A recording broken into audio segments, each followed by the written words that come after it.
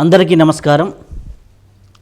మనం ఎందరో గురువుల దగ్గర నుంచి జ్ఞాన గంగని తీసుకుంటూ ఉన్నాం.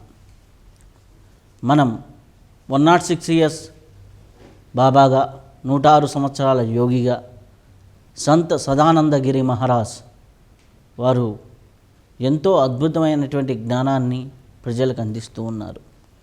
వారి గురుస్థానం రుద్రప్రయాగ నుంచి భారతదేశంలో అనేక ప్రాంతాలు తిరుగుతూ మనకి సౌత్ ఇండియాలో మనకి అప్పుడప్పుడు కనిపిస్తూ ఉంటారు. వారితో ఇప్పుడు అయోధ్య పైన, అయోధ్య రామమందిరం పైన, రామాయణంలో అనేక రహస్యాలపైన వారితో చర్చించే అవకాశం వారిచ్చారు. వారితో ఈ యొక్క సజ్జన సాంగత్యం ఇప్పుడు మనం చేద్దాం. నమస్కారం గురుగారు. జై శ్రీరామ్. ఇప్పుడు ప్రపంచమంతా కూడా హిందువులకు కావచ్చు, భవ్య రామ మందిర నిర్మాణం అంటే ప్రపంచంలో నాకు తెలిసి గత 100 సంవత్సరాల్లో ఇంత పెద్దగా ఏ ఆలయం నిర్మించబడలేదేమో, అంత గొప్పగా నిర్మించబడుతుంది. మొన్న మీతో కలిసినప్పుడు రామాయణంలో కొన్ని విశేషాలు చెప్పడం జరిగింది. ఆ యొక్క విశేషాల్లో సరయూ నది యొక్క విశిష్టత ఎంతో గొప్పగా చెప్పారు. ఆ సరయూ నది విశిష్టత గురించి మాకు వివరించవచ్చు. గం గణపతియే నమః. ఐం సరస్వతియే నమః. శ్రీ గురుభ్యో నమః. మా గురువు గారైనటువంటి మహంత్ హిమాలయ గిరిజీ మహారాజ్ వారి పాదపద్మంలో మనసులో నిలుపుకొని అయోధ్యారాముని విశేషాలు చెప్పబోతున్నందుకు ఆ అవకాశం కల్పించిన మీకు ధన్యవాదాలు సమర్పించుకుంటున్నాను. మీరు అడిగిన దాన్ని బట్టి ఏది ఎక్కడ మొదలు పెట్టాలో తెలియదు. కొద్దిగా రామాయణం గురించి చెప్పుకుంటే, వాల్మీకి ఆది కవి, ఆది కావ్యం రామాయణం. శోకం నుంచి శ్లోకాలుగా పుట్టి వచ్చినది మొదటిది. లక్షల సంవత్సరాల పూర్వం జరిగిన ఇది చెప్పాలంటే మనకు వేదాలు, ఉపనిషత్తులు, పురాణాలు, ఇతిహాసాలు అనే 4 మహత్తర జ్ఞాన గంగలు ఉన్నాయి. వేదాలు కఠినమైనటువంటి సంస్కృతంలో ఉంటుంది. ఉపనిషత్తులు బ్రహ్మ విద్య గురించి ఉంటుంది. పురాణాలు అత్యద్భుతంగా కాస్త విపులంగా దేవతల గురించి ఉంటుంది. వీటన్నిటికీ మించి ఇతిహాస అని ధైర్యంగా చెప్పగలిగి, ఇలా ఒకప్పుడు జరిగింది అని చెప్పడమే ఇతిహాస అనే ఆ పదానికి అర్థం. ఇతిహాసం అంటాం. ఇతిహాసాల్లో 2 మహత్తరమైనవి ఉన్నాయి. ఒకటి భారతము, ఒకటి రామాయణం, మూడవది భాగవతం అని చెప్పబడుతోంది. మహాభారతం 1,00,000 శ్లోకాలకు మించింది. అనేక నీతి కథలతో, అనేక విశేషాలతో ఉంది. కేవలం పాండవ కౌరవ యుద్ధం కాదు. అలాగనే రామాయణం కేవలం 24,000 శ్లోకాలతోనే మనకు అందించబడినప్పటికీ మహాభారతం కన్నా విపుల అర్థాలతో ఉంది. మహాభారతాన్ని తెలుగించిన వాళ్ళు కానీ, వాళ్ళ భాషలో మార్చిన వాళ్ళు కానీ కొద్దిమంది అయితే, రామాయణాన్ని ఎంతమంది రాశారో, ఎంతగా దాంతో మమైకమైపోయారో చెప్పలేం. నాకు తెలిసి అందరూ అన్ని భాషలలో చదివే రామాయణాలు ఇంచుమించు 360 ఉన్నాయి. ఒక 90 రామాయణాల వరకు ఈ ఉపాధి చదివే ప్రాప్తత కలిగింది. రామాయణ విశేషాలు చెప్పాలి అంటే ఈ అన్ని రామాయణాలలో ఉన్న కొద్ది విషయాలను అలా చెప్పుకుంటూ పోతేనే రామాయణ సమగ్రత అర్థమవుతుంది. అఫ్కోర్స్ దీంట్లో అనేక ప్రక్షిప్తాలు ఉంటాయి. ఆ రామాయణ మహాకావ్యాన్ని ఇంకా హైలైట్ చేస్తూ వాళ్ళ భావాలకు తోచినట్లు దాంట్లో వాళ్ళ కవిత్వాన్ని జోడించి రాయటంతో రామాయణం ఈ రోజుకు అజామారామంగా ఉంది. రామాయణం కేంద్ర బిందువు ఆ మహా అయోధ్య. స్వాతంత్రం వచ్చిన తర్వాత సోమనాథ మందిర పునర్నిర్మాణం ఒక్కటి జరిగింది. మహాత్ముడు సర్దార్ వల్లభభాయ్ పటేల్ నడుము కట్టుకున్నాడు. మరి దానికంటే ఎన్నో లక్షల సంవత్సరాల నుంచి పేరుగాంచిన ఆ అయోధ్య ఇతరుల చేత జయింపబడని మహానగరం, ఇక్ష్వాకు వంశస్థులకు రాజధాని, కోసల దేశపు రాజధాని. ఉత్తర కోసల అయోధ్య, దక్షిణ కోసల మీ ఆంధ్ర ప్రాంతం అనిపించుకుంటుంది. కౌసల్య మాత మీ ఆంధ్రుల ఆడపడచ్చు. ఉత్తర కోసలావాసిని. ఇంకా అయోధ్య విషయానికి వస్తే, ఆ అయోధ్య అతి పవిత్రము అతి గొప్పదైనటువంటి సరయూ తీరంలో నిర్మించబడింది. చరిత్ర ప్రకారం చూస్తే సరయూ గంగకు కేవలం ఉపనది. అయినా ఒకానొక కథనం ప్రకారము కొన్ని వందల సంవత్సరాల క్రితం, ఆధునిక కాలంలోనే, మీరు క్రీస్తు శకము అంటారే, ఇంచుమించు 4-5వ శతాబ్దం, ఇంకా ముసల్మాన్ల ప్రభావం మన మీదకి రాని కాలంలో రాజా మాన్సింగ్ అనే ఒక మహా వ్యక్తి పరిపాలించేవాడు. పరమధార్మికుడు, ప్రజలందరినీ కంటికి రెప్పలాగా. ఎట్లాగైతే అయోధ్య రాజులందరినీ కూడా జనకుడు అని పిలుచుకుంటారు. దేశపు రాజుల్ని జనకుడు అంటారు. ఆ రాజుల పేర్లు వేరే ఉంటాయి, కానీ తండ్రిలాగా పరిపాలన చేస్తున్నారు కాబట్టి వాని అసలు పేరు ఎక్కడా ఉండదు. అందరినీ కూడా జనకుడు. ఒక్క నిమి, కుక్షి, వికుక్షి తర్వాత, దేవరాతుని తర్వాత అందరినీ కూడా జనకుడు అని ఎలాగ పిలుస్తారో, అయోధ్య రాజులు, ఇక్ష్వాకు వంశ చక్రవర్తులు ఒకరిని మించి ఒకళ్ళు ప్రజలను సుభిక్షంగా పరిపాలిస్తూ ఉన్నారు. ఈ రాజా మాన్సింగు ఆ అయోధ్యనే ఈ అయోధ్య అనే భావనలో లేడు. ఏదో అయోధ్య, నేను దీనికి రాజును. ఆయన ఒకసారి అట్లా సరయూ తీరంలో విహారానికి చేస్తున్నప్పుడు అవతల ఒడ్డు నుంచి ఒక నల్లని గుర్రం మీద ఒక నల్లని వ్యక్తి, నల్లటి వస్త్రాలు, పై నుంచి కింది వరకు అంతా నలిపే, నది వైపుకు వేగంగా వస్తున్నాడు. ఆ వస్తున్న వేగం చూస్తే ఆ నదిలో దూకి ఆత్మహత్య చేసుకుంటాడేమో అనిపించింది ఈ రాజుగారికి. నేను ఇంత చక్కగా రాజ్యం చేస్తున్నాను, నా ప్రజలలో ఒక్కడికి అపకారం చేయకుండా ఈడెవడు ఆత్మహత్య చేసుకునేకి వస్తున్నాడు అనుకుని నిలుపుతాము అనుకునేంత లోపల ఆ నల్లని గుర్రము, నల్లని వ్యక్తి నదిలో పడిపోయారు. కొద్ది క్షణాలలో ఈయన ఉన్న ఒడ్డు వైపుకు, ఇటువైపు ఒడ్డుకు, ఒక తెల్లని గుర్రం మీద తెల్లని మెరిసిపోయే దుస్తులతో కూర్చున్న ఒక వాళ్ళు, ఆ గుర్రం అట్లా ఆకాశానికి ఎగిరిపోయి, ఈయనకు ముందు ఏం అర్థం కాలే, కలనా నిజమా అనుకున్నాడు. ఇంకా ఈ సంఘటన ఆయన వ్యాఖ్యానికి వస్తున్న ప్రతిరోజు ఇలాగే జరుగుతుంది. 7-8 రోజులు ఈయనలో ఉత్సుకత పెరిగిపోయి అసలు కథ ఏంటో తెలుసుకుంటాము అనుకున్నాడు. ఆ గుర్రం ఎక్కడైతే బయటకు వస్తుందో ప్రతిరోజు తెల్లగా అయ్యి ఆ చోట మాటు వేసి కూర్చున్నాడు. గుర్రం అలా పైకి వచ్చి ఎగరబోతుండగానే చేతులు అడ్డం పెట్టి, మహానుభావ కాస్త ఆగండి, నా సంశయం తీర్చండి అన్నాడు. ఆ గుర్రం పైన ఉన్నటువంటి మహావ్యక్తి నవ్వుతూ, రాజా, నువ్వు ప్రజల్ని ఇంత బాగా పరిపాలిస్తున్నావు కాబట్టి నువ్వు దైవశక్తులను చూడగలిగే దృష్టి నీకు వచ్చింది, ఏం అడగదలుచుకున్నావు? అయ్యా, మీరేమో అటుపక్క నల్లగా వస్తున్నారు, క్షణాల్లో ఇటుపక్కకు తెల్లగా అయిపోయిపోతూ ఉంటారు, ఏంటిది అన్న. నాయన, నేను ప్రయాగ్రాజ్ను, ప్రయాగకు అధిపతిని. త్రివేణి సంగమం అలహాబాద్ దగ్గర ఏదుందో దానికి అధిష్టాన దేవతను నేను. త్రివేణి సంగమం అంటే ప్రపంచంలోని ప్రతి ఒక్కళ్ళు స్నానం చేసేదానికి అక్కడ వస్తారు, తమ పాపాలు కడుక్కోవాలని. వాళ్ళ పాపాలు కడుక్కుంటారు, బాగుంది. ఆ పాపాలన్నీ నాకు చుట్టుకొని నేను నల్లబడిపోతాను. తిరిగి వాళ్ళ పాపాలు స్వీకరించే శక్తి నాకు లేకపోయినప్పుడు నేను ఇక్కడ వచ్చి నా పాపాలను కడుక్కుంటాను అన్నాడు. ఇది ఇంత చిన్న నది, గంగకు ఉపనది, ఇది నీ పాపాలను కడుగుతుందా? దీనికి ఇంత మహత్తర శక్తి ఏమి అని అడిగినప్పుడు, పిచ్చివాడ, రాజా రామచంద్రుడు, ఇక్ష్వాకు వంశ రాజులందరూ ఇక్కడ జలకాలాడారు. రాముడు పూర్తిగా తాను అవతార పరిసమాప్తి చేసేటప్పుడు తన దేహ పరిత్యాగాన్ని ఇక్కడే ఈ నదిలో చేశాడయ్యా. లక్ష్మణస్వామి, భరత శత్రుఘ్నులు అందరూ అంటే సరయూ నదిలోకి వెళ్ళిపోయారు వాళ్ళు.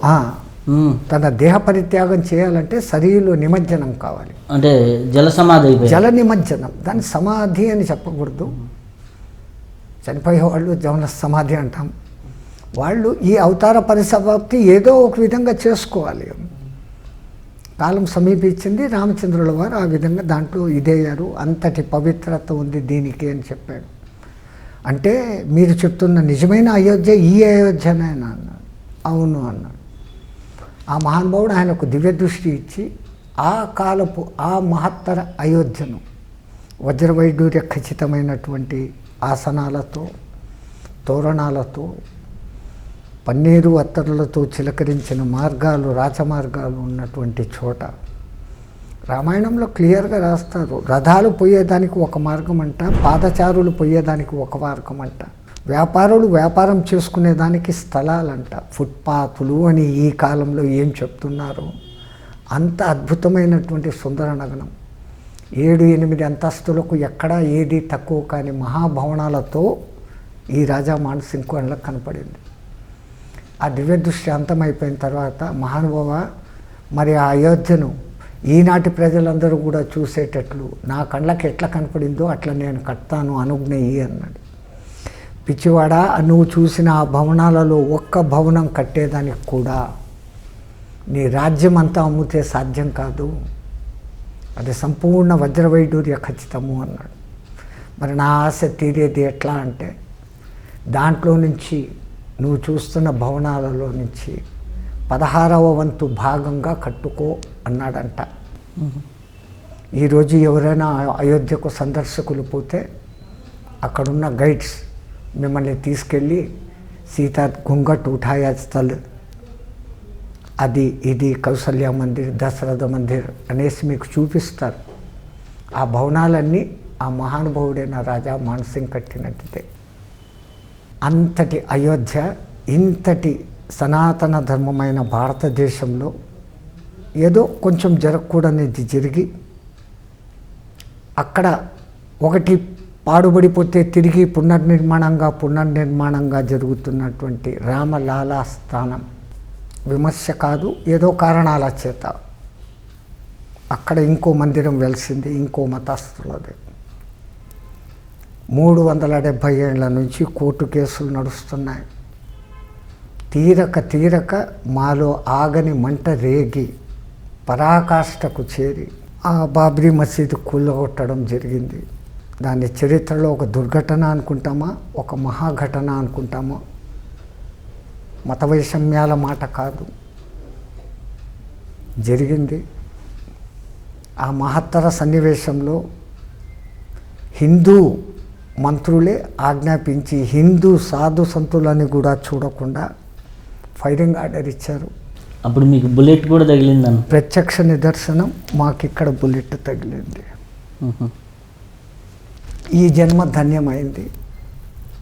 ఇంకా ఎంతకాలం బతుకుతామో మాకు తెలియదు, కానీ ఇప్పుడు జరగబోతున్న ఆ భవ్య రామ మందిరాన్ని ఈ కళ్ళతో మేము చూస్తామో లేదు. ఇది అయోధ్య. ఇంకా రామాయణం మీకు ముందే నేను మనవి చేసినట్లు ఇంచుమించు 90కి పైగా రకరకాల రామాయణాలు చదివాము. వాళ్ళందరూ ఇప్పుడు తమిళనాడులో కంబరామాయణం కావచ్చు, కేరళలో పట్టాయప్పన్ రామాయణం కావచ్చు, తిట్ల కవిగా పేరుగాంచిన కన్నడ కవి చౌడప్ప, ఆ మహానుభావుడు కూడా రామాయణం రాశాడు. ఇవన్నీ 6, 7, 8 శతాబ్దాల కాలంలో రాయబడిన పురాతన కథలే. ప్రచులితంలో బాగా వచ్చి మూల రామాయణానికన్నా బాగా ప్రసిద్ధము, హైలైట్ అయింది. మీ ఆంధ్రాలో మొల్ల రామాయణం, భాస్కర రామాయణం, విశ్వనాథ సత్యనారాయణ రామాయణం, ఇంకా అతి సమీప కాలంలో మైసూరు గణపతి సచ్చిదానంద మహారాజ్ వారు కూడా రామాయణం రాసినారు. వ్యాసుల వారు మహత్తర గురువుగా మనకు ప్రసిద్ధి. ఆయనకు రామాయణం మీద ఎంత ప్రీతి అంటే తన 18 పురాణాలలో కూడా రామకథను ఒక అంశంగా చేర్చాడు ఆయన. అంత కూడా ఆయనకు తృప్తి తీరలేదు, అంతటిది ఈ రామాయణం. రామ ఆయనము అంటేనే రాముని యొక్క ప్రయాణం. ఎక్కడికి ప్రయాణం? ఆయన 2 సార్లు ప్రయాణం చేశాడు. ఒకసారి ప్రయాణం చేసినప్పుడు అంతా విజయాలు సాధించుకున్నాడు, సీతను సాధించుకున్నాడు, ధనుర్భంగం చేసినాడు. రెండవది కష్ట నష్టాల యాత్ర, కానీ దాంట్లో చివరన లోక కళ్యాణం జరిగింది. సీతాయాం చరితం మహత్ అని కూడా దానికి ఇంకో పేరు ఉంది. గాయత్రి రామాయణం అన్న పేరు కూడా దానికి ఉంది. ఇంకోటి గాయత్రి అనే పేరు వచ్చింది కాబట్టి 24,000 శ్లోకాలకి గాయత్రికి సంబంధం ఉంది. గాయత్రి 24 బీజాక్షరాలకి సంబంధం ఉంది అంటారు. వాల్మీకి రామాయణాన్ని రచించేటప్పుడే ఒక సంకల్పం చేసుకున్నారు. గాయత్రి 3 వర్గాల వారికే పఠనీయం: బ్రాహ్మణ, క్షత్రియ, వైశ్య. శూద్రులకు లేదు అనే ఒక అపవాది ఎక్కడి నుంచి ఎట్లా పుట్టిందో తెలియదు. దాన్ని ఆ కాలంలోనే మార్చదలుచుకొని, రామాయణం అయితే అందరూ చదవచ్చు, వేదాలు నిషిద్ధం కొంతమందికి అని అన్నారు ఆ కాలంలో. కానీ రామాయణం ఎవరికి నిషిద్ధం కాదు. ఎవరు రామాయణం చదువుతారో వాళ్ళు గాయత్రి ఉచ్చరించినట్లే అన్న ఉద్దేశంతో తన యొక్క ప్రతి ఒక్క 1000 శ్లోకాలకు ఒక్కొక్క అక్షరము వచ్చేటట్లుగా ఆ రామాయణంలో ఈ 24 అక్షరాలను నిక్షిప్తం చేసినాడు. అక్కడ మీకు మొదలవుతుంది. నారదుడు పరిప్రశ్న వేస్తాడు, ఎవరు లోకములో అందరికన్నా ఉత్తమ 16 షోడశకళ పురుషుడు ఎవడు అని. అక్కడ త అనే మొదటి అక్షరంతో మొదలవుతుంది. తత్ సవితర్వరేణ్యం, తత్తో మొదలవుతుంది. స అనే అక్షరం వస్తుంది. సహాయయుక్త అని మళ్ళా 10వ శ్లోకం దగ్గర తత్స, మళ్ళీ 3వ శ్లోకం విశ్వామిత్ర ఆగమనస్య అనే దాంతో మొదలవుతుంది. ఇట్లా ప్రతి ఒక్కటి 24 అక్షరాలు పెట్టుకుంటూ ఆఖరిన తత్సవితర్వరేణ్యం భర్గోదేవస్య ధీమహి ధియో యో నః ప్రచోదయాత్ అంటాం కదా. యాత్ అన్న చివరి అక్షరము 23,000 శ్లోకాలు అయిపోయి 24,000వ శ్లోకం. యావత్ రాత్రే భరతాన్ దర్శతి వాల్మీకి ఆశ్రమాన్ తత్ర దినే సీత జనన భవేత్. సీత 2 బిడ్డలను జన్మనిచ్చింది. ఏ రాత్రి అయితే భరతుడు వాల్మీకి ఆశ్రమానికి వచ్చాడో ఆ సమయంలో సీతా తల్లి కవలను జన్మనిచ్చింది అన్న శ్లోకం అక్కడ పెట్టి ఆ తర్వాత 1000 శ్లోకాలతో మిగతా కథ పూర్తి చేస్తాడు. అక్కడ తా నుంచి ఇక్కడ యా వరకు ఒక్కొక్క 1000 శ్లోకాలకు ఒక్కొక్క గాయత్రి మంత్రంలోని ఒక్కొక్క అక్షరం వస్తుంది. అదే ఆ మహానుభావుడు చేసిన విశేషత. ఇంకో విధంగా చూస్తే రాముణ్ణి ఆ విధంగా తీర్చిదిద్దేదానికి ఈ శ్రీమాతలు చేసిన త్యాగాలు, శాపాలు పొంది ఆనందించిన వాళ్ళ చరిత్రలు, వరాలను మిస్యూజ్ చేసుకున్న వాళ్ళ చరిత్రలు అనేక విధాలుగా ఉంటుంది రామాయణం. ఏ దృష్టితో చూస్తే ఆ దృష్టి. రాముల వారి జననానికి ముందు ఇంకా నాకు సంతానం కలగలేదు అనుకుంటూ దశరథ మహారాజు తన మనసు మళ్లించుకునేదానికి ఒకసారి వేటకు పోయినప్పుడు ఎక్కడో ఒక చోట ఒక జింక నీళ్లు తాగుతుంది అన్న శబ్దం ఈయనకు వినపడుతుంది. ఈయనకు శబ్దవేది విద్య తెలుసు. ఆ శబ్దవేది విద్యను అనుసరించి ఆ బాణం వేసేస్తాడు. శ్రవణకుమారుడు అనే ఋషి తన తండ్రిదండ్రులకు గుడ్డివాళ్ళైన వాళ్ళకి సేవ చేస్తూ తీసుకొని వెళుతూ తల్లిదండ్రులు అలసిపోయి నాయన మాకు నీళ్లు దప్పికైతుంది అంటే వాళ్ళను ఒక చెట్టు కింద పెట్టి నీళ్లు తెచ్చేదానికి ఆ కుండం దగ్గర దిగి తన దగ్గర ఉన్న పాత్రను ముంచుతున్నప్పుడు ఆ గుడగుడ అని వచ్చిన శబ్దాన్ని ఈయన జింక అనుకొని బాణం వేయడంతో ఆ శ్రవణకుమారుడికి తగులుతుంది. చచ్చే స్థితిలో కూడా ఆ మాతృ సేవా తత్పరుడైన ఆ మహానుభావుడు, రాజా నీ బాణం నాకు తగిలింది, నేను చచ్చిపోతాను, నా తల్లిదండ్రులు అక్కడ దప్పికతో ఉన్నారు, వెళ్ళి తీసుకొని నీళ్ళు ఇచ్చిరా అని చెప్పి చనిపోయినటువంటి సంస్కృతి మనది. మాతృపితృ సేవకు సంకేతం. మూలంలోకి పోతే ఇట్లాంటి విషయాలన్నీ బయటపడతాయి. ఆయన పోయాడు, వాళ్ళకు నీళ్ళు ఇచ్చాడు. అడుగుల చెప్తాం ఈ నయ్యం మా కొడుకులాగా లేదే, గుడ్డివాళ్ళైనా రాజు భారీగా ఉంటాడు. ఆ అడుగుల శబ్దం తేడాను గమనించి ఎవరు నువ్వు, మా కొడుకు ఎక్కడా అంటాడు. ఈ పాపాత్ముని చేతిలో మీ కొడుకు చనిపోయినాడు అయ్యా అంటాడు. వాళ్ళు గుండె పగిలి చనిపోయేటట్లు మేము పుత్రశోకంతో ఎలాగైతే మరణిస్తున్నామో నువ్వు అలాగే మరణించేద్దావు గాక అంటే ఈయన ధన్యోస్మి స్వామి అంటాడు. అంతటి శాపం ఇస్తే వాళ్ళు ఆ చనిపోయే చివరి క్షణంలో అడుగుతారు, ఇది ఎక్కడ విచిత్రమయ్యా, నీకు పుత్ర సంతానం పుత్రులు పోయి దుర్యోగమై సస్తావు, ఏడ్చి సస్తావు అని నేనంటే నువ్వు ధన్యోస్మి అంటావు ఎందుకు అంటే నాకు ఇంతవరకు పుత్రులు కలగలేదు, చెయ్యని యజ్ఞాలు లేదు, ఎంతోమందిని కళ్యాణం చేసుకున్న 3 పట్టపురాణులు ఉన్నారు. సంతానం లేదు స్వామి, నీ ఈ శాప కారణంగా అయినా కనీసం నాకు సంతానం కలుగుతుంది.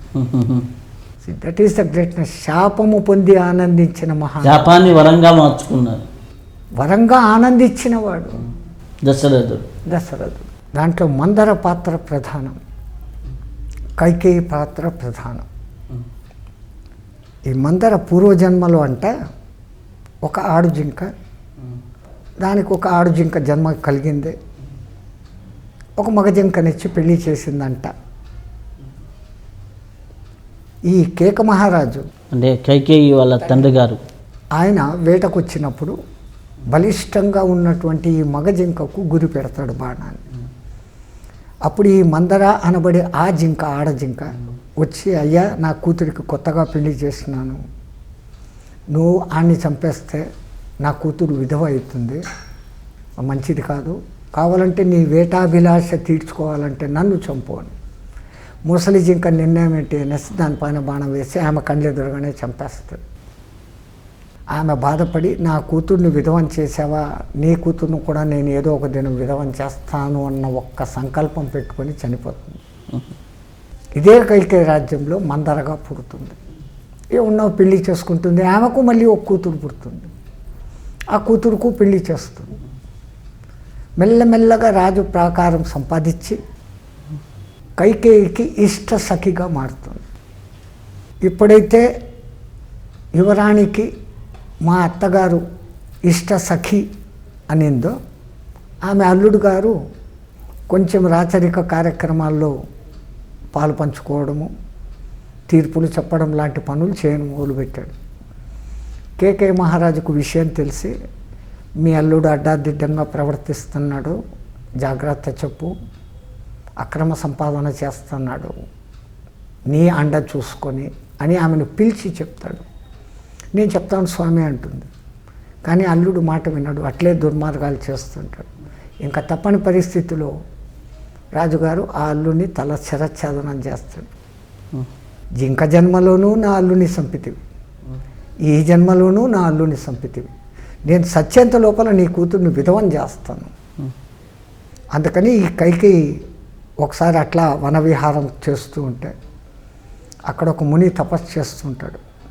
ఈడెవడో దొంగ ముని రాజుగారి ప్రాపకం సంపాదించడానికి అడవిలో పోయి తపస్సు చేసుకుండా మన ఉద్యానవనంలో తపస్సు చేస్తున్నాడు, వాడిని ఏదో ఒకటి ఆట పట్టించు అని ఎగదోస్తుంది ఈ మందర కైకేయిని. బాల్యస్థితి 15-16 ఏళ్ల వయసులో ఉన్న ఈమె మాటలకు లోబడిపోయి ఆయన ముఖానికి మట్టి పూస్తుంది, మసి. ఆయనేమో ధ్యాననిష్టలో సమాధిలో ఉన్నాడు కాబట్టి అప్పటికి ఆయనకు ఆ స్పర్శే తెల్లే. వీళ్ళు ఆడుకున్నారు, వెళ్ళిపోయారు, మర్చిపోయారు సంఘటన. ఆయన సాయంత్రం సంధ్యావందనం చేసుకునేకి నదిలోకి వచ్చి నీళ్లు తీసుకుంటున్నప్పుడు తన ముఖం కనపడింది. పట్టరాని ఆవేశంతో, ఎవరైతే నా ముఖానికి ఈ కళంకం ఆపాదించినారో సూర్యచంద్రులు ఉన్నంత వరకు వాళ్ళు కళంకితులైపోతురుగా అని శాపం పెట్టినాడు. మనం కైకను దుర్మార్గురాలు అనుకుంటాం. కౌసల్యమాత ఒకసారి బాలరాముడికి చంకలో పెట్టుకుని అన్నం తినిపిస్తూ ఉండి, నాయనా చిన్నమామ చూడు అని అన్నం తినిపిస్తూ ఉంటే ఈ బాలరాముడు, అల్లరి రాముడు, నాకు ఆ చంద్రుని చేతికిస్తా అన్నం తింటాను అంటాడు. ఇది ఎక్కడ చేతనవుతుంది అని ఎన్ని విధాలుగా ఏ మార్చాలని చూసినా బాలరాముడు మొండి చేస్తాడు. ఆ మొండితనాన్ని భరించలేక రాముని ఒక చోట కూర్చోపెట్టేస్తుంది ఈమె కౌసల్య.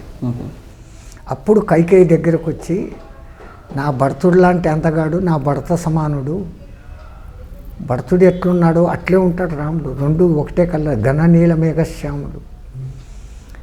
అక్క, వానికి నేను అన్నం తినిపిస్తానని ఎత్తుకొని చిలికెత్తను పంపించి ఒక వెండి గిన్నెలో పాలు తెప్పించి ఆ గిన్నెలోని పాలలో చంద్రబింబం కనపడేటట్లు చేసి, నాయనా ఇదిగో చంద్రుడిని నీ చేతికి ఇస్తాండాను అని పెట్టి అన్నం తినిపించిన మహాప్రేమమయి కైక.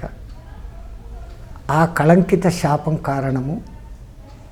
ఆ తర్వాత సరస్వతీదేవి ఆమె నాలుక మీద కూర్చొని వరాలు అడిగిచ్చింది అని అంటారు.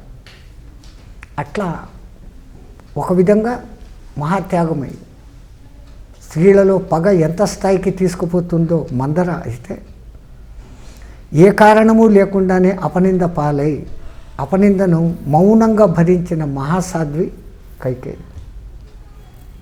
ఇంకా సుమిత్ర విషయం, రామాయణంలో సుమిత్ర గురించి పెద్దగా ఎక్కువ ఉండదు. ఒక్క సందర్భంలో ఆమె యొక్క గ్రేట్నెస్ బయటపడుతుంది. లక్ష్మణస్వామి అడవులకు పోతానమ్మా అన్న వదినలతో పాటి అని అంటే, శబాష్, నాకు 2 కొడుకులు దేవుడు ఇచ్చినందుకు నా జన్మ ధన్యమైంది. రాముణ్ణి దశరథుడు అనుకో, సీతను నేను అనుకో, అడవే అయోధ్య అనుకో, నువ్వు వెళ్ళు. రామ సమానుడైన భరతుడు ఇక్కడ ఉన్నాడు, వానికి సేవ చేసేదానికి నా 2వ కొడుకు ఇక్కడ ఉంటాడు, నువ్వు నిశ్చయంగా నిర్భయంగా వెళ్ళు అని చెప్పగలిగిన తల్లి. కౌసల్యన్న రాముణ్ణి చాలా అడ్డగిచ్చింది. పితృవాక్య పరిపాలన నువ్వు ఇంత అంటావు కదా, మాతృవాక్య పరిపాలన కూడా చేయాలి కదా, నేను తల్లిగా శాసిస్తున్నాను, నువ్వు పోయేకి వీలు లేదు అన్నట్టే. అమ్మ, ఇక్కడ పితృవాక్య పరిపాలన ఒక్కటే కాదు, ఆయన సర్వం సహా చక్రవర్తి రాజు దేశానికి. భరతుడు రాజ్యాన్ని పరిపాలిస్తాడు, నువ్వు వన రాజ్యాన్ని పరిపాలించు అని నాకు తన నోటితో అన్నాడు. ఆయన మాట నేను పాటించి తీరాల రాజుగా. పితృవాక్య పరిపాలనే కాదు అన్నటువంటి రాజనీతి దురంధరుడు శ్రీరామచంద్రుడు.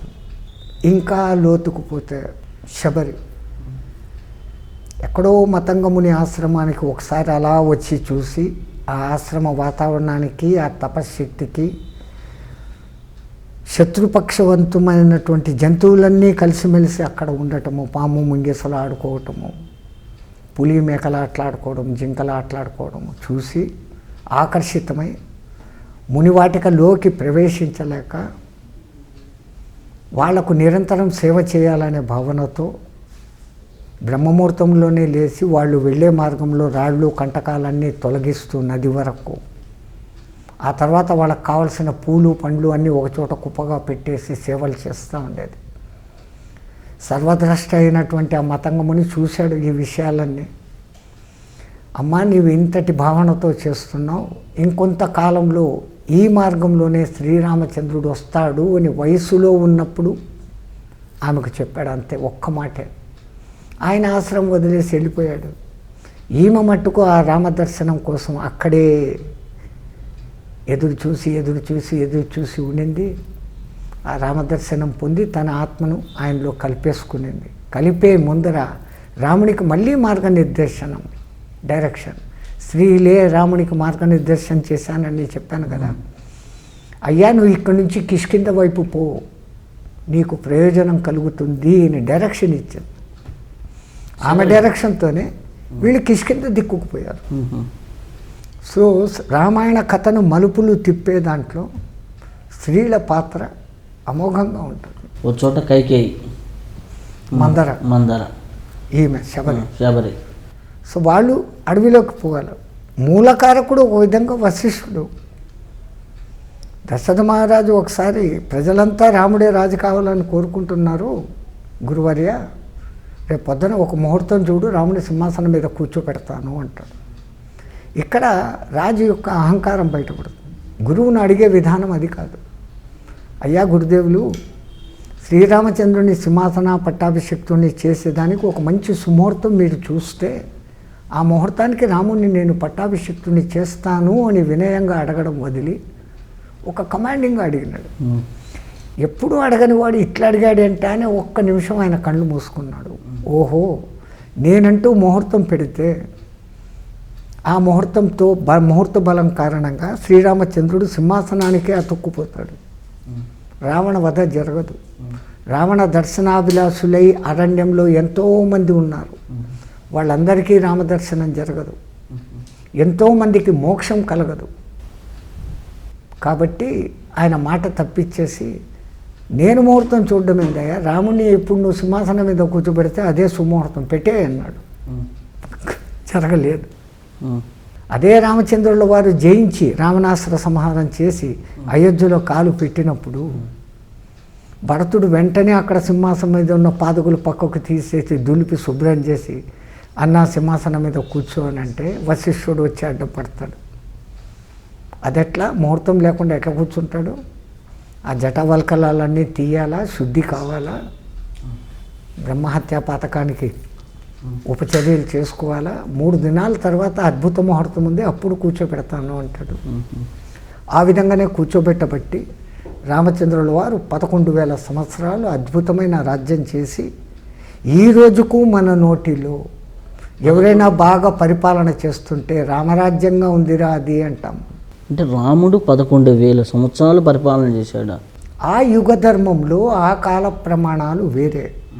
ఈ కాలానికి చూసుకొని రాముడు ఒక తప్పు చేశాడు, శంబరాసురుణ్ణి చంపాడు, సంబరుణ్ణి చంపాడు, తపస్సు చేసుకుంటున్న శూద్రుణ్ణి అంటాడు.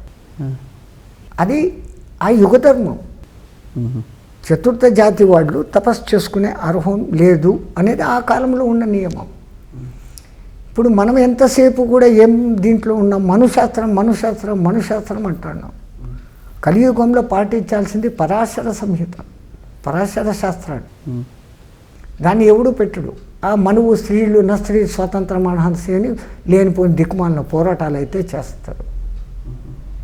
యుగ ధర్మాలు ఇదేది, ఏ ఏ ధర్మాల్లో ఈ రాజులు ఎట్లుండాలా, ప్రజలు ఎట్లుండాలా, ఎవరు ఏం చేయాలా అనేది ఒక నియమాలు. దాన్ని ఈ కాలానికి అన్వయించుకొని రాముడు తప్పు చేసినాడు అనే మూర్ఖపు మాట చెప్తే అంటే రాజ్యాంగం లాగా ప్రజెంట్ ఎట్లా ఇప్పుడు మీది రాజ్యాంగం అంటారు. రాజ్యాంగ విరుద్ధంగా ఎవడూ పోయట్లేదు. అప్పుడు ఒక రాజు ఎట్లా పరిపాలించనేది ఆ యుగ ధర్మంలో వాళ్ళు కొన్ని నియమాలు పెట్టారు.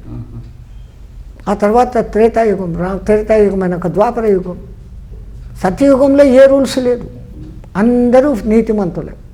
ఏ కొద్ది మందో దుర్మార్గులు ఉంటే చంపేదానికి పైనుంచి వస్తాడు, చేసేస్తాడు. రూల్స్ ఏర్పడినాయి త్రేతాయుగంలో, ద్వాపర యుగంలో, కలియుగంలో. ఆ రూల్స్ ప్రకారమే అది నడిచినప్పుడు బాగుంటుంది. ఇంకా రామచంద్రుడికి ముఖ్యంగా 3 మంత్రాలు అందరూ ఎప్పుడూ తలుచుకునేది: రామాయ రామభద్రాయ రామచంద్రాయ వేదసే రఘునాథనాథాయ సీతయా పతయే నమః. ఆపదాపమహర్తారం దాతారం సర్వసంపదాం లోకాభిరామం శ్రీరామం భూయో భూయో నమామ్యహం. శ్రీరామ రామ రామేతి రమే రామే మనోరమే సహస్రనామ తత్తుల్యం శ్రీరామనామ వరాననే. 3 సార్లు రామ రామ అంటే నాకు అదే ధర్మసన్యాయం 3 సార్లు రామ రామ రామ అంటాం, కానీ సహస్రనామం అంటారు. 1000 సార్లు ఎక్కడి నుంచి వచ్చినాయి? అక్షరశాస్త్ర ప్రకారం చూస్తే కూడా యా రా లా వా అని వస్తాయి కదా. రా 2వ అక్షరం. కచట తప వర్గాలు ఉన్నాయి కదా. రా ఎరళవా అనే దాంట్లో 2వ అక్షరం. పాప బబ మా అనబడే దాంట్లో పవర్గంలో మా 5వ అక్షరం. 2 × 5 10. ఇది సంఖ్యాశాస్త్రం. ఒకసారి రామ అంటే 2 × 5 10. రెండవసారి రామ అంటే 10 × 10 100. ఇంకోసారి రామ అంటే 100 × 10 1000. ఇది సంఖ్యాశాస్త్రపు కిరికిరి. ఇంకో విధంగా చూస్తే కలియుగపు ఆత్మారాముడు అయిన నువ్వు అసలు రాముడు మనకు ఎంత మమైకమైపోయినాడంటే, ఈ ఆత్మను రాముడితో పోలుస్తాం. ఆత్మ రాముడు అంటాం, ఆత్మ కృష్ణుడు, ఆత్మ గోవిందుడు, ఆత్మ దుర్గా, ఆత్మ లలిత అనం. ఈజీగా కలిసిపోయే వరుడు ఆత్మారాముడు. ఒక అన్నార్థికి అన్నం పెడితే కడుపు నిండా తృప్తిగా తిని, అబ్బా నా ఆత్మారాముడిని చల్లబరిచావయ్యా, నువ్వు సుఖంగా ఉండు అని ఆశీర్వదిస్తాడు. ఆత్మారాముడు అనే మాట అంతగా మన జీవితంలో మమైకమైపోయింది. తో ఎప్పుడైతే ఈ కలియుగపు ఆత్మారాముడ స్వరూపమైన నువ్వు, నీలో ఉన్న జీవాత్మనే ఆత్మారాముడు. నువ్వు ఒకసారి రామ అంటే కృతయుగపు పరశురాముడిని తెలుసుకున్నావు. 2వసారి రామ అంటే త్రేతాయుగపు కోదండరాముడిని తెలుసుకున్నావు. 3వసారి రామ అన్నావు అంటే ద్వాపర యుగపు హలధర రాముడు బలరాముడిని తెలుసుకున్నావు. తో ఈ ఆత్మ నిత్యమై చతుర్యుగ పర్యంతరము సదా తిరుగుతూనే ఉంటుంది అన్నంత గొప్ప అర్థాన్ని ఈ శ్రీరామ రామ రామేతి అనే దాంట్లో మన పూర్వీకులు పెట్టి ఈ 3 మంత్రాలు చెప్పుకుంటే చాలు అన్నారు. రాముని ఆత్మతో అనుసంధానం చేసేదానికి ఏకాక్షరం చాలు, శతకోటి విస్తీర్ణమైన రామాయణం అవసరం లేదు అని అంటారు. ఆ ఏకాక్షరం రామ్. రమ్ అంటే అగ్ని బీజం. మనలో అగ్ని వేడి, మణిపుర చక్రానికి బీజం. మనలో ఈ వేడి ఉన్నంత వరకే ఈ జీవుడు. వేడి చల్లారిపోతే శివుడు కాస్త శవమవుతుంది. తో ఈ అగ్నితత్వం ప్రకృతిలో సూర్యుని ద్వారా, చంద్రుని ద్వారా, అగ్ని అనే 3 స్వరూపాలతో అగ్నితత్వం ఉంది. ఆ 3 అక్షరాలను మార్చుకొని రాముని పొడుగ్గా చెప్తే రాముడు అనుకున్నప్పుడు ఈ 3 రకాల అగ్నితత్వాలకు ప్రతీక. అందుకని ఈ మంత్రము అందరికీ ఇంత ప్రసిద్ధమైంది. ప్రయాణాలు చేసేటప్పుడు ఈ ఆపదాపమ హర్తం చెప్పుకుంటే ఆయన ఆపదాపమ హర్తారం, ఆపదలను తొలగించేసేవాడు అనే అర్థం. శ్రీరామం భూయో భూయో నమామి. మళ్ళీ నీకు నమస్కారాలయ్యా అని చెప్పుకొని బయలుదేరితే మనకు దారిలో ఎదురుపడే ఆపదలు తొలగి మన కార్య విజయమై మనకు సంపద కలుగుతుంది అన్న భావనతో అది చెప్తారు. ఇంకా రామాయ రామభద్రాయ రామచంద్రాయ వేదసే రఘునాథనాథాయ సీతయా పతయే నమః. దీన్ని చెప్పుకునే వాళ్ళంటే ఒక్క దశరథుడు మాత్రమే రామా అని ఏకవచనంతో పిలువగలిగినటువంటి అదృష్టశాలి. మిగతా వాళ్ళందరూ కూడా ఆ రామనామ ఉచ్చారణ చేయాలంటే సైన్యాధ్యక్షులు, మంత్రులు వీళ్ళంతా రామభద్ర, మమ్మల్ని అందరికీ భద్రం చేకూర్చేవాడా అన్న ఉద్దేశంతో రామభద్ర అని కలిపి చదువుతారంట. శ్రీమూర్తులు మాతలు ఆ చంద్రముఖం వంటి ముఖబింబం కలిగిన శ్రీరాముడిని చూసి రామచంద్ర అని పిలుస్తారంట. వేదాంగ విధులందరూ ఆయన్ని చూసి సమస్త వేదస్సే అని పిలుస్తారంట. రామచంద్రాయ వేదస్సే. రఘునాథ అని చెప్పేసి అంతఃపుర కాంతలు పిలుస్తారంట. రఘువంశనాథుడివి నువ్వు, మా వంశాన్ని ఇంతగా పేరు ప్రఖ్యాతులు నువ్వు తెస్తున్నావని రఘునాథనాథాయ అని పిలుస్తారంట. ఆయన ఎవరికి పతి? సీతకు మాత్రమే పతి. సీతయా పతే నమః అంట.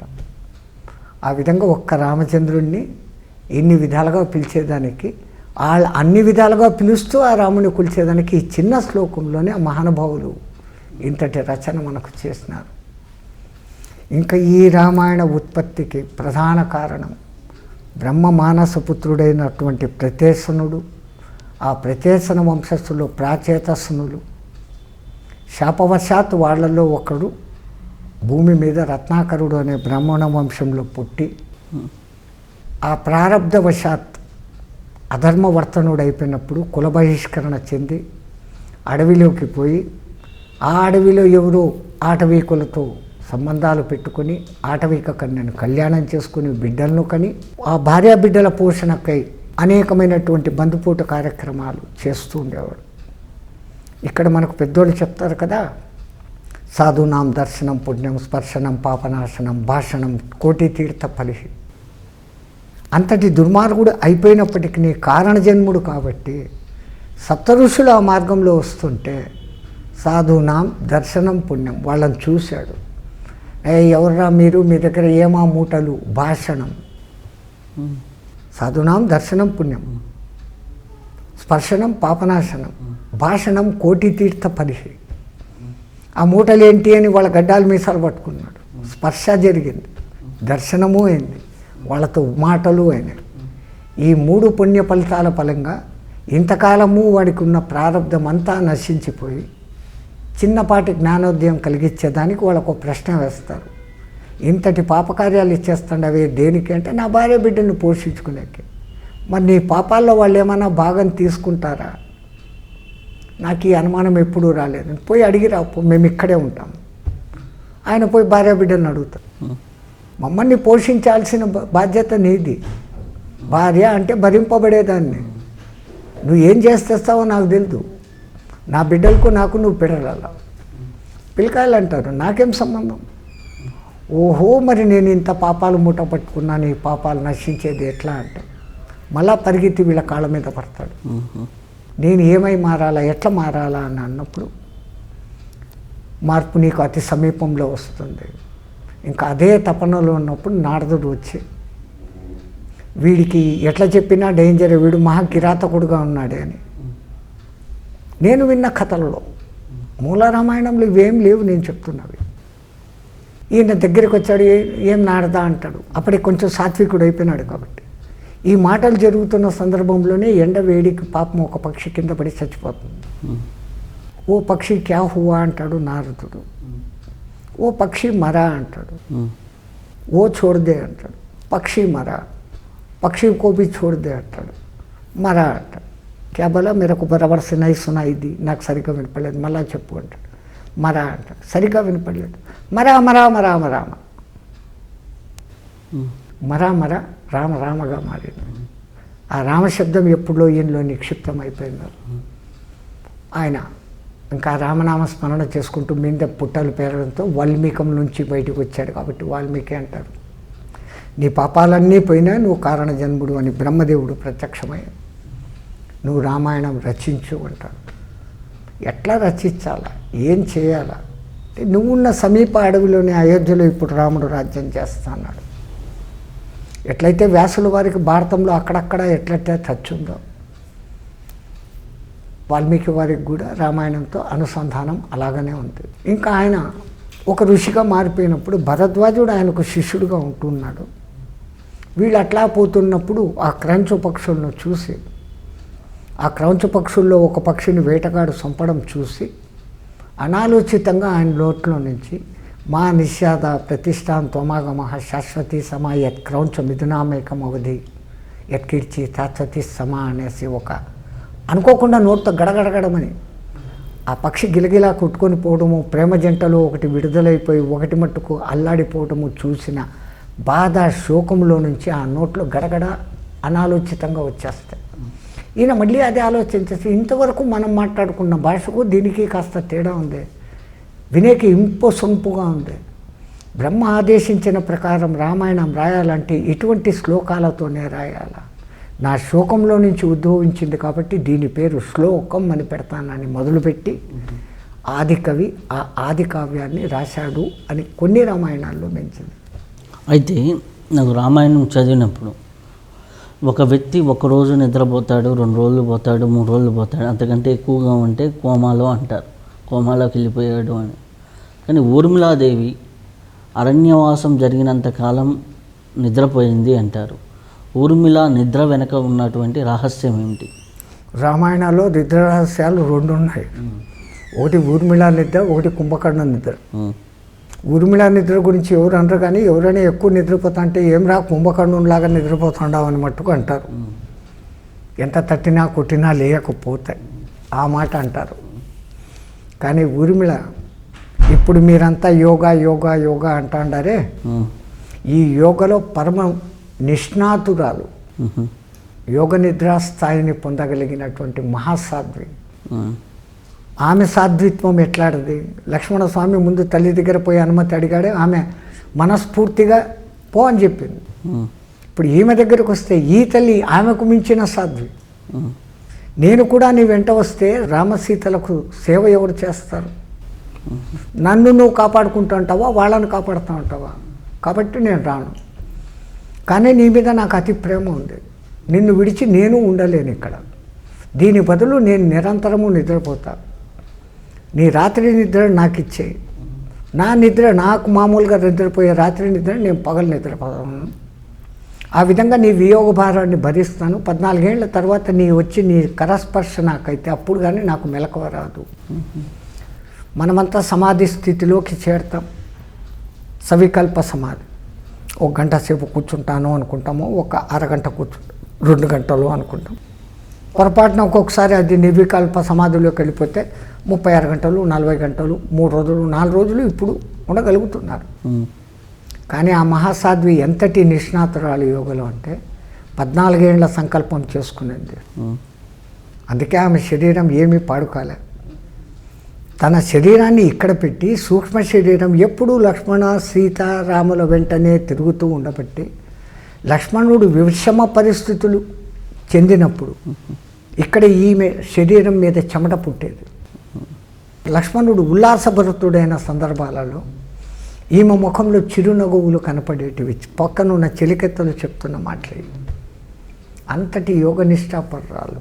ఇంకా రామాయణంలోకి వెళ్తే అహల్య గురించి చెప్తూ ఉంటారు.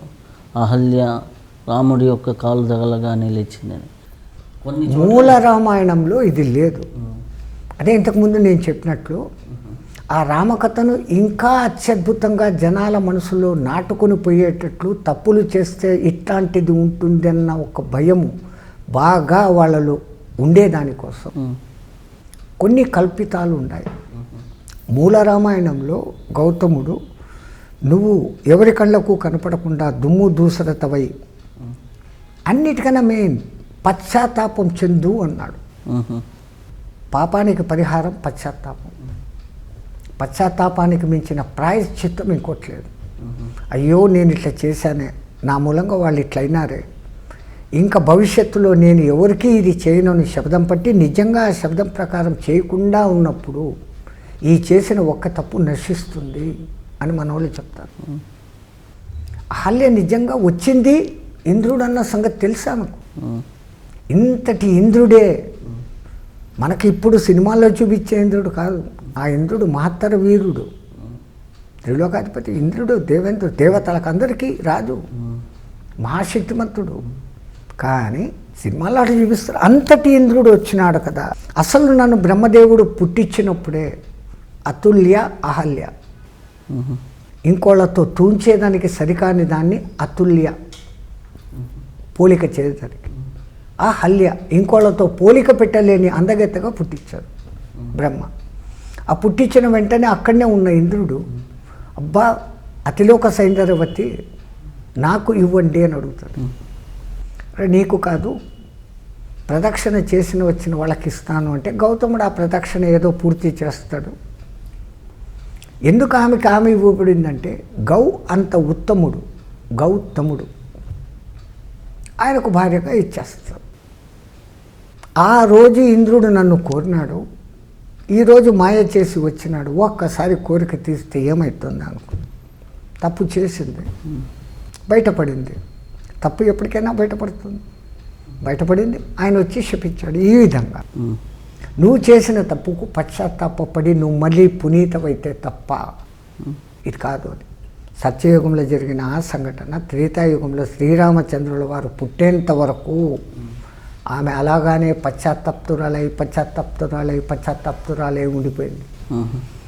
ఆ పశ్చాత్తాప పక్వ స్థితికి వచ్చినప్పుడు రాముని కరుణా కటాక్షం కలిగి ఆ మార్గంలో ఆయన పోతున్నప్పుడు ఒక మహా వ్యక్తి ఒక చోట నడుస్తున్నాడంటే అతనిలో నుంచి వైబ్రేషన్స్ ఉంటాయి, తరంగాలు అంటాం, శక్తి తరంగాలు. రామచంద్రుల వారి శక్తి తరంగాలకు ఎంత లెక్క. ఆ శక్తి తరంగాల సోకడంతో ఆమె తిరిగి పశ్చాత్తాపం నుంచి బయటపడి వచ్చింది. అక్కడ చూడండి, వెంటనే గౌతముడు వస్తాడు, ఆమెను చేతి పెట్టి తీసుకుంటాడు. తప్పు జరిగిపోయింది, ఇంకా మళ్ళీ ఆ ఎక్సెస్ ఏం లేదు, మళ్ళా పరిహారం అయిపోయింది. ఆమె కడిగిన ముత్యమైంది, ఆమెను మళ్ళీ స్వీకరించాడు. అంటే ఇక్కడ గౌతముడు సత్యయుగం నుంచి యుగం వరకు ఒక యుగ కాలం పాటు ఉన్నాడు. వాళ్ళు ఉంటారు. ఇప్పుడు వశిష్ఠుడు మరి ఎప్పటివాడు, గౌతముడు ఎప్పటి ఉంటేవాడు, అగస్త్యుడు ఎప్పటివాడు. అగస్త్య కుంభ సంభవ వశిష్ఠుడితో పాటు మళ్ళీ పుట్టినాడు. వాళ్ళకు ఒక్కొక్క శరీరం పోయినా మళ్ళీ శరీర ధారణ చేసుకుంటారు. సేమ్ శరీరం పొందగలిగిన శక్తి వాళ్ళకు ఉంది. మీకు తెలిసే ఉంటుంది వశిష్ఠ విషయంలో నిమి చక్రవర్తి జనకునికి పూర్వజుడు. వాళ్ళంతా దేవతలతో కలిసి రాక్షస సంహారం చేసేదానికి యుద్ధాలకు పోయేంత గొప్ప చక్రవర్తులు, ధార్మికులు. ఆ దేవరాతుడు కూడా ఆ విధంగానే యుద్ధాలు చేస్తే ఆ త్రిపురాసుర సంహారం చేసిన శివధనస్సును ఆయన దగ్గర న్యాసంగా పెడతారు. ఆయన వంశం నుంచి తర్వాత స్వర్ణరోముడు, దీర్ఘరోముడు, హాస్వరోముడు, ఆడు ఈడు వచ్చి శిఖధ్వజుడు, క్షీరధ్వజుడు అనే అన్నదమ్ములుగా ఉన్నటువంటి జనకుని తమ్ముడికి, జనకుడు పెద్దోడు కాబట్టి ఆడి దగ్గర ఆ విల్లు ఉంటుంది. అది వాళ్ళ చరిత్ర. వశిష్ఠుడు నిమికి కూడా కులగురువే. ఈ నిమి చక్రవర్తి ఒకసారి ఒక యాగం చేయ సంకల్పించుకుంటాడు. అప్పుడే దేవేంద్రుడు ఆహ్వానం పంపుతాడు. నేను ఆ యాగం చేసి నీ యాగం చేస్తానని వశిష్ఠ పరమాత్మ అక్కడికి వెళ్తారు. ఈయన నేను ఒకసారి సంకల్పం చేసుకున్నాక ఆపడం బాగుండదు అని బృహస్పతి తమ్ముడైనటువంటి సంవర్తుల్లో వారిని కలిసి, అయ్యా నా యజ్ఞం చేయి అంటాడు. మీకు కులగురు ఉన్నాడు, నేను చేయకూడదు అంటే, మా కులగురు ఇట్లా వెళ్ళిపోయాడు, నా సంకల్పం పాడు కాకూడదు, చెయ్యి అంటే చేసేస్తాడు. యజ్ఞ పరిసమాప్తి జరిగేటప్పుడు వశిష్ఠుడు వచ్చాయి, కులగురువుని నేనుండగా నీకు ఇంత ఆత్రపడి చేస్తావా, నీ శరీరం పతనం అయిపోగాక అంటాడు. నిమి చక్రవర్తి అమ్మవారి మహాభక్తుడు. అమ్మా నా శరీరం పతనమైపోతాండి, ఎప్పుడు అనుకుంటే అప్పుడు నిన్ను చూడగలిగిన ఈ కన్నులు ఇంక ఉండవు, నిన్ను నేను చూసుకోలేను అని ఒక దిక్కు బాధపడుతూ, ఓ వశిష్ఠ, నువ్వు కులగురు అయినప్పటికీ నేనేం తక్కువని కాదు, అనవసరంగా నన్ను క్షమించావు, నీ శరీరం కూడా పతనమైపోగాక అంటూ ఆయన శరీరం పడిపోతుంది. ఈయన ఆత్మ బ్రహ్మలోకానికి పోయి బ్రహ్మను అడుగుతాడు, మరి నాకు ఇప్పుడు శరీరం లేదు, ఏం చేయాలని. కొంతకాలం ఆగు, నువ్వు చేసిన తప్పుకు, ఆ తర్వాత నీకు శరీరం వస్తుంది అన్నప్పుడు మైత్రవరుణుల ద్వారా ఊర్వశిని చూసి వాళ్ళు కుండలోకి వాళ్ళ తేజస్సును పంపిస్తే అక్కడ కుంభసంభవులుగా మళ్ళీ వశిష్ఠుడు, అగస్త్యుల వారు బయటకు వస్తారు. ఇక్కడ ఈయన నిమి చక్రవర్తి, అమ్మా నిన్ను చూడలేను అంటే ఒరే నువ్వు మానవులు అందరి కండ్లలో ఉండిపోరా అన్నాడు అమ్మ. అప్పటి నుంచి మనం రెప్పలు ఆర్పుతాం కాబట్టి మనం నిమేషులం, నిమి అన్న పేరు అక్కడ కలుస్తుంది. దేవతలు కన్ను రెప్పల వాల్చరు కాబట్టి వాళ్ళు అనిమేషులు, మనము నిమేషులం, నిమి ఆ పేరు అక్కడ మనకు చిరస్థాయిగా అయిపోయి మన అందరి కళ్ళ ద్వారా ఆ జగన్మాతను ఆ నిమి ఎప్పుడూ చూసుకుంటా ఉన్నాడు. సీతమ్మకు అతి పూర్వకుడు మొదటి వంశం వాడు అయినటువంటి ఆ నిమి చక్రవర్తి.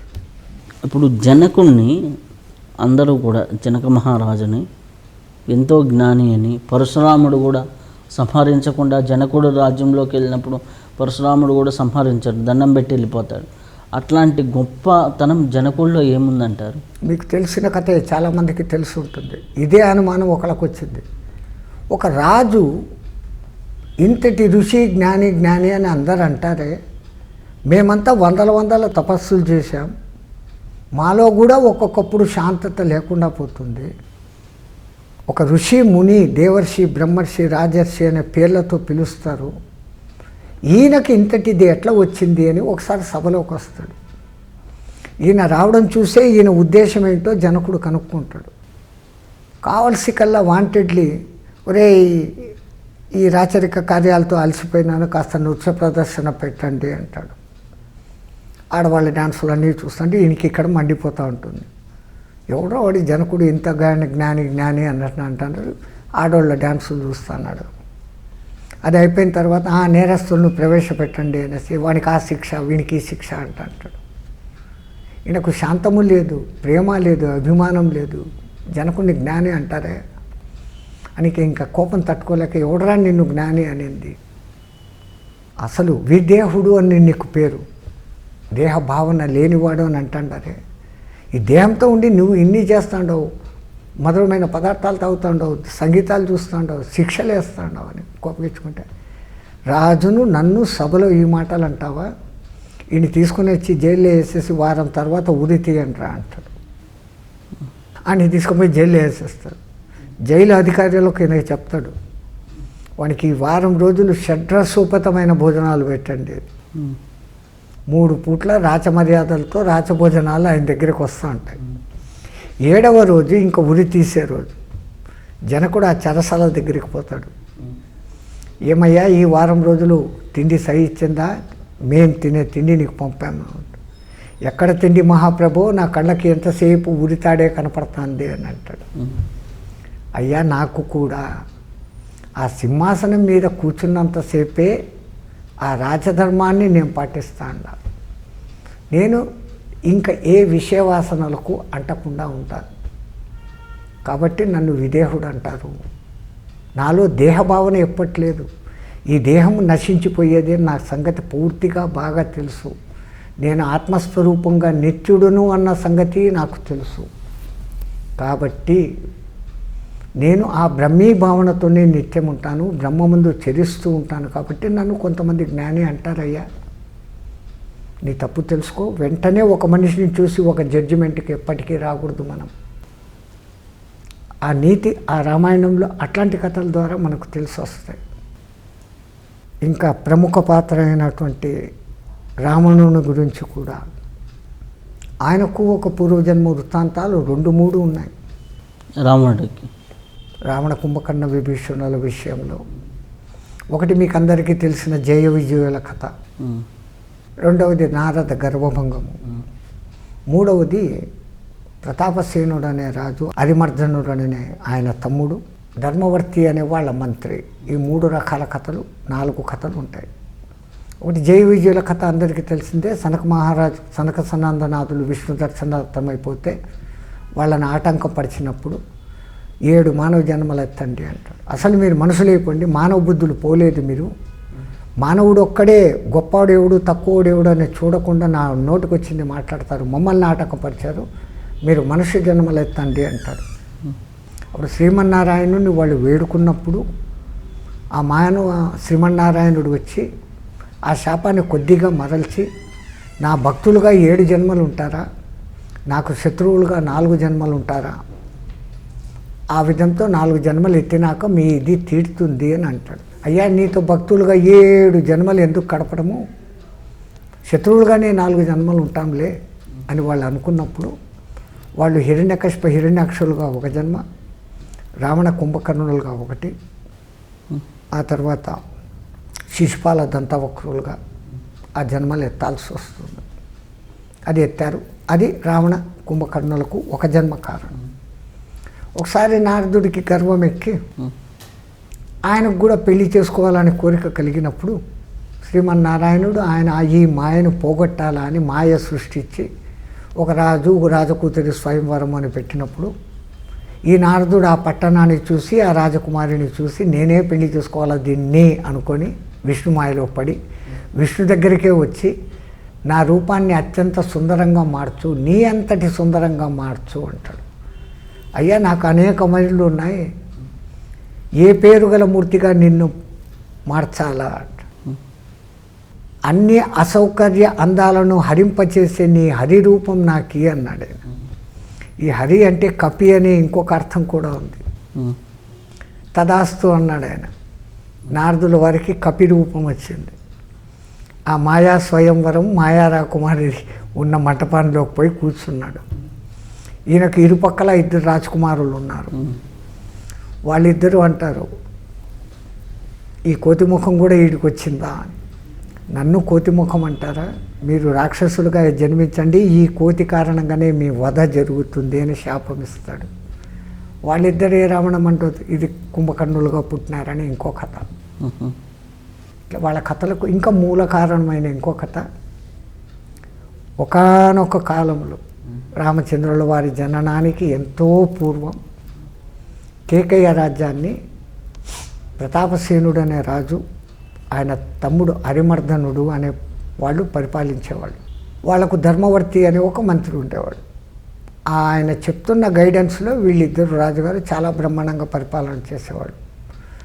అప్పట్లో తాళకేతు అనే ఒక రాక్షసుడు ఆడవాళ్ళని ఎక్కువగా హింస పెడుతూ ఉంటే ఆ తాళకేతు వాడిని 100 మంది కొడుకులను ఈ ప్రతాపసేనుడు చంపేస్తాడు.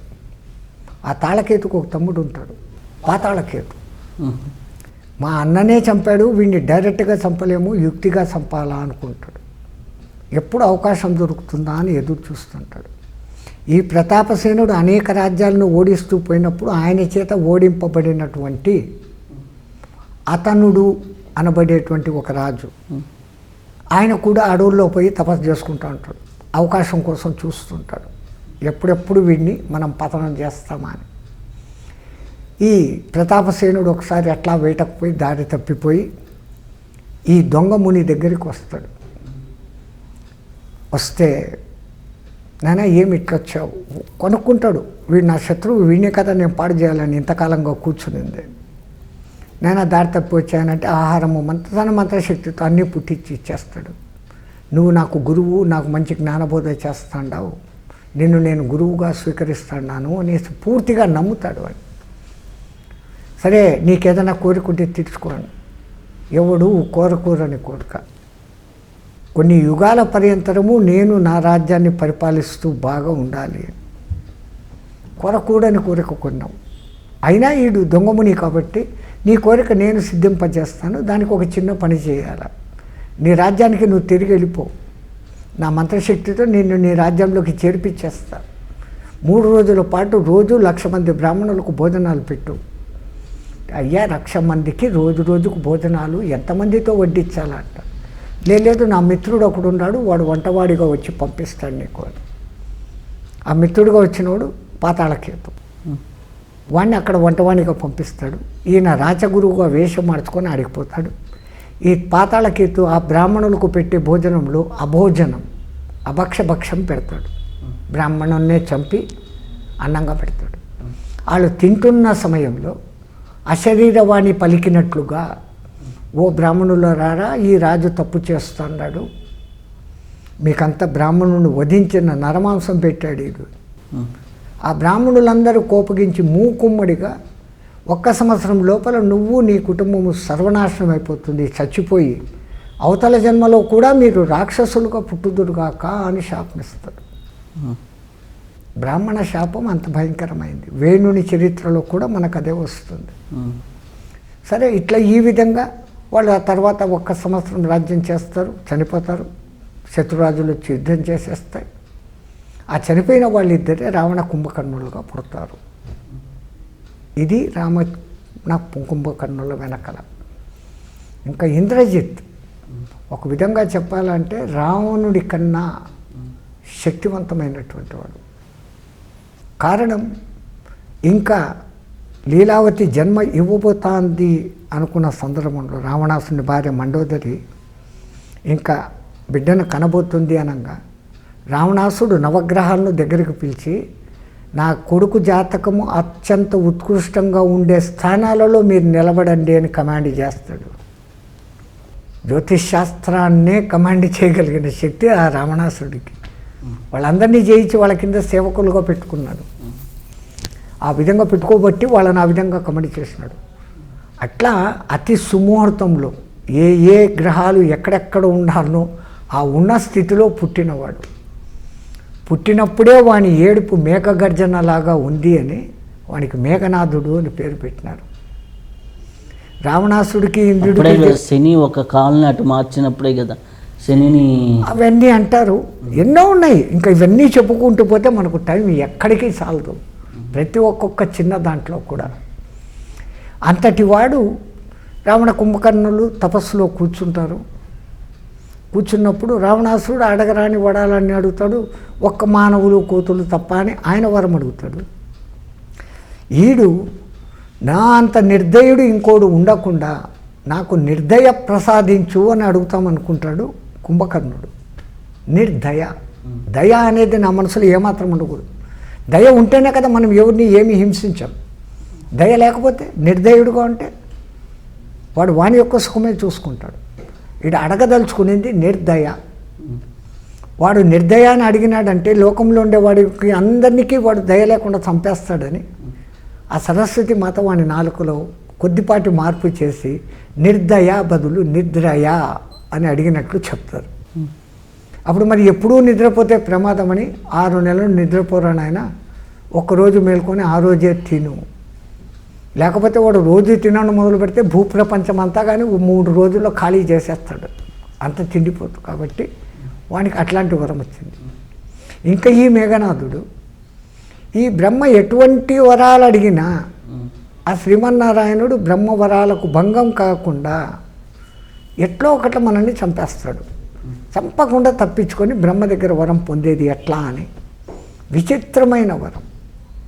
ఎవడైనా పెళ్లి చేసుకొని భార్య ఉండి 14 ఏళ్ళు పగలు రాత్రి నిద్రపోకుండా ఉండగలిగితే, బ్రహ్మచర్యంతో ఉండగలిగితే, భార్య ఉండి 14 ఏళ్ళు బ్రహ్మచర్యంతో ఉంటూ పగలు రాత్రి నిద్రపోకుండా ఎవడైనా ఉంటే వాని చేత నేను చావాలి.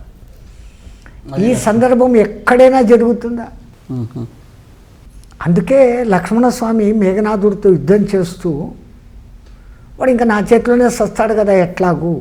2 సార్లు ఓడిపోతారు. ఒకసారి మూర్ఛితుడైపోతాడు, నాగపాశంలో చిక్కుంటాడు. వీళ్ళిద్దరిని కూడా కట్టిపడేసిన గొప్ప శక్తిమంతుడు వాడు. మరి ఎంతైనా కానీ నా వరం ప్రకారం, వాడు అడిగిన వరం ప్రకారము నేను 14 ఏళ్ళు మేల్కొనే ఉండా. నా భార్య అక్కడుంది, నేను ఎక్కడుండా, బ్రహ్మచారిగా ఉండా. మరి వీడు నా చేతిలో ఎందుకు సావడం లేదు అని హనుమంతుల వారిని అడుగుతాడు. దానికి ముందే ఈ హనుమంతుల వారు ఈ యుద్ధం చేస్తూ చేస్తూ ఒకసారి అట్లా పైకి చూసినప్పుడు పైన ఇంకా ఈ మేఘనాథ వధ జరిగిపోతే తర్వాత జరగబోయేది రామరావణ యుద్ధము. నా భూతో నా భవిష్యత్తు పోలిక లేని యుద్ధం అది. సాగరో సాగర సమాన, గగనో గగన సమాన, రామరావణ యుద్ధం రామరావణ యుద్ధం. ఇంకా దానికి ఇంకో దాంతో పోల్చేకి లేదు. సముద్రానికి ఇంకో దాన్ని మనం పోల్చలేము, ఆకాశాన్ని ఇంకో దాంతో పోల్చలేము.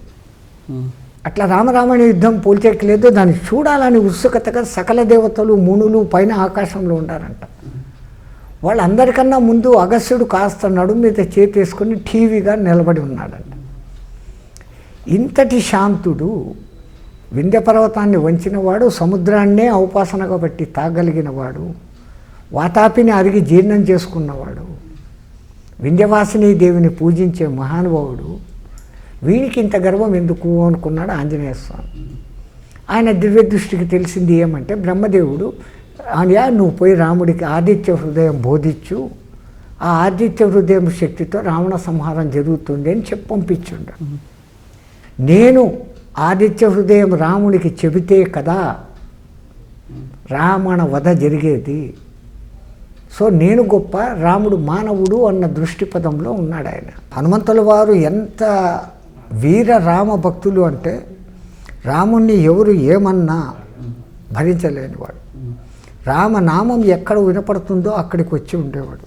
ఎత్ర ఎత్ర రఘునాథ కీర్తనం తత్ర కుపమస్తకాంజలిం బాష్పవాయు పూర్ణ పరిపూర్ణ లోచనం నమత రాక్షసాంతకం అనే మహానుభావుని అంటాం. ఆయన ఈయన యొక్క గర్వాన్ని అంచాలనుకున్నాడు.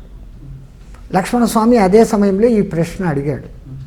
ఈ ఇంద్రజిత్తు నా చేత సావాల్సిన వాడు కదా, వాని వరాల ప్రకారం నేను ఉన్నాను కదా అని అడుగుతాడు.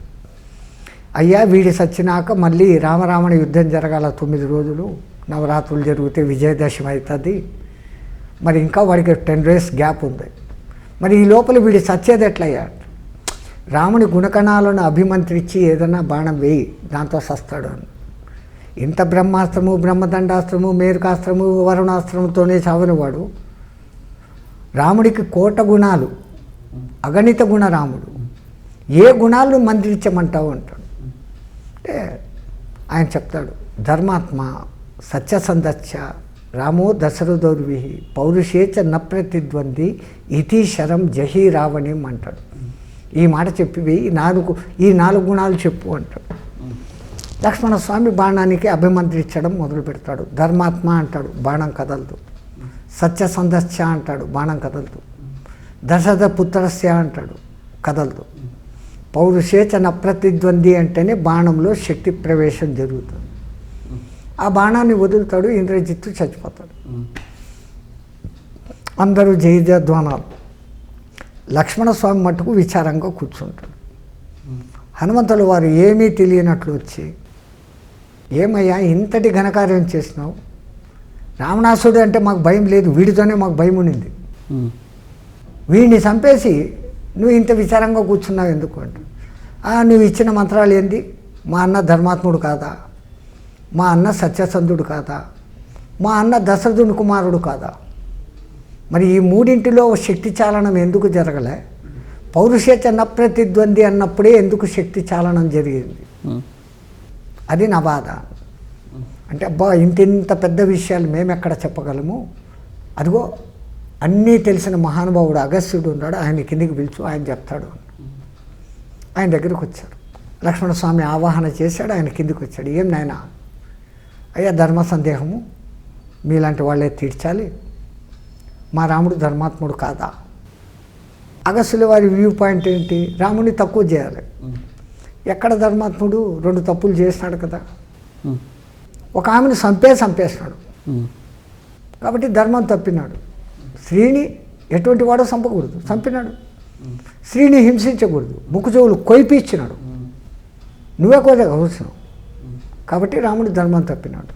సరే సత్యసంధత, పితృవాక్య పరిపాలన కోసం పితృ నోట్లో నుంచి మాట రాకుండా పినతల్లి నువ్వు ఇట్లా పోవాలరా అని చెప్తేనే అంతటి రాజ్యాన్ని తుసాకారంగా వదిలి బయటకు వచ్చినాడు. సత్యసంధుడు కదా, సత్యసంధుడే అగ్ని మీద ప్రమాణం చేసి వాలిని నేను చంపుతానని అక్కడ చెప్పి, అన్నదెమ్మలు ఇద్దరు కొట్లాడుకుంటా అంటే చెట్టు పక్క నుంచి బాణం వేశాడు. సత్యసంధత లోపించింది అంటాడు. సరే ఈ 2 ఎట్లన్నా పోనీ, మన ఆయన దశరథుని కొడుకు కాదా, ఎక్కడ ఆయన పుత్రకామేష్టి చేశాడు, యజ్ఞపురుషుడు పాయసం ఇచ్చాడు, ఆ పాయసం తాగి మీ 3 తల్లులు గర్భవతులైనారు. ఇంత చెప్పేసరికి అంతవరకు ఓపిగ్గా విన్న హనుమకు ఇంకా మండిపోయి తాటకీ సంహారం కానీ శూర్పణఖ ముక్కు చెవులు కోసేటప్పుడు కానీ నువ్వే పక్కన ఉన్నావు లక్ష్మణ, నువ్వు పక్కన ఉన్నావు. అట్లాగనే వాలి సంహారం జరిగేటప్పుడు కూడా నువ్వు రాముడి పక్కనే ఉన్నావు. అక్కడ ఏం జరిగిందో నువ్వు ఒక్కసారి ఊహించుకో అంటాడు. అప్పుడు లక్ష్మణ స్వామి ఒక్క నిమిషం కళ్ళు మూసుకొని, మహాత్మా, మా అన్న సత్యసంధత ఎక్కడా దాటలేదు. తాటకీ సంహారం జరిగేటప్పుడు గురువు ఆజ్ఞ, గురువు విశ్వామిత్రుడు అక్కడ ఉన్నాడు. ఆడది అని చూడకు, చంపే అన్నాడు. గురువు ఆజ్ఞ మీరకూడదు, ఆడదాన్ని చంపకూడదు. అందుకని మా అన్న ఎప్పుడూ అలవాటు లేనిది ఎడమ చేత ధనుస్సు ధరించి కుడి చేత్తో బాణం వదిలే మా అన్న కుడి చేతిలోకి తీసుకుని ఎడమ చేత్తో బాణం వేశాడు. ఆ తాటకి సచ్చింది. నేను ఆ రోజు రాత్రి మా అన్నగారి కాళ్ళు ఒత్తుతూ అడిగాను, అట్లా గురువాజ్ఞ మీరకుండా, ఇట్లా ఆడదాన్ని చంపకూడదు అన్న ధర్మనియతిని మారకుండా నీకు అలవాటు లేని చేతితో బాణం వేసావు. ఆ బాణం శక్తిగా తగిలి ఆ భయపడి పారిపోతుందని కదా నువ్వు ఈ పని చేసావని అంటాడు. అంటే రాముడు నవ్వుతూ అంటాడు, లేదు లక్ష్మణ, స్త్రీని స్త్రీ చంపింది అంటాడు. పురుషుడిలో వామభాగము స్త్రీ. కాబట్టి ఎడమ చేత్తో నేను బాణం వేశాను అంటే నాలోని స్త్రీత్వం బాణం వేసింది. స్త్రీని చంపింది, నేను పురుషుడుగా చంపలేదు. ధర్మ సూక్ష్మం అట్లుంటుంది. ఇంకా శూర్పణఖ ముక్కు చెవులు కోసేటప్పుడు రాముడు మొత్తం రామాయణంలో 2 చోట్లనే పరిహాసరాముడుగా కనపడతాడు. సకల గుణ రాముడు పరిహాసరాముడుగా 2 చోట్ల కనపడతాడు. ఒక చోట ఆయన అశ్వమేధ యాగం చేసేసి అందరికీ గోవులు దానం ఇస్తా అంటే ఒక ముస్దుసలి వ్యక్తి వస్తాడు.